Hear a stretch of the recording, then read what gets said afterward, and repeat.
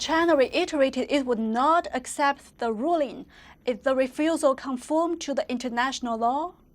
That this is an area of civil law, not of criminal law, where parties can disagree about the meaning of concepts, and where they do so, the international system works through renegotiation and not through criminalization and outlawing of China. I think there is a pattern of legal aggression against China here, not only on the part of the judges in the tribunal, but also on the part of the Western states, including Japan, Britain, France, and the United States, that are making it out as if China was some kind of criminal state and walking away from the whole idea of international order. I would say to the contrary, it is the Western countries, including Japan, who have abused the judicial process by making an outlandish and unreasonable interpretation of the convention in order to engage in a form of legal aggression against China.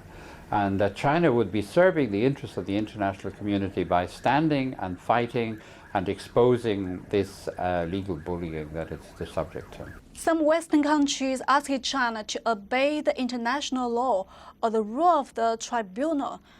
What do you think that indicates on the Western countries' attitudes towards China? It's worth saying, and this is an important point, that I have discovered in the archival records that there have been 2 Nobel Peace Prize winners who have played a role in the history of the Spratly and the Paracel disputes, because both disputes are equally important. And one of them was Aristide Briand. And he was Prime Minister, he was Foreign Secretary of France in the interwar period, and the co-author of the Kellogg-Briand Pact outlawing war in 1928. And this man decided in 1931, after having had legal advice from his own foreign ministry that the Paracel Islands belonged to China, he decided on the advice of his ambassador in Peking to claim the islands anyway. The ambassador in Beijing said that the China was too weak to resist.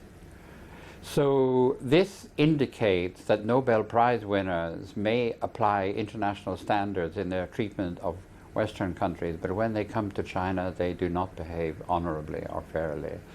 Now, another example of a Nobel Prize winner is Henry Kissinger.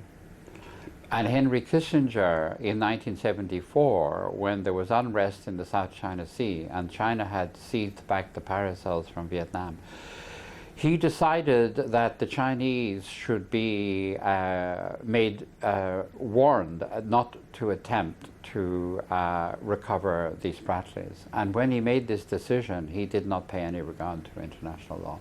He never for one moment considered what China's rights were. All he considered was the importance of American strategic interests. And that has been a consistent American practice.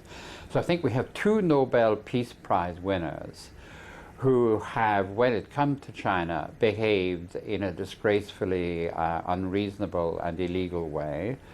And that indicates, to my mind, that the Western international community, the legal community, does have a problem with behaving fairly towards China.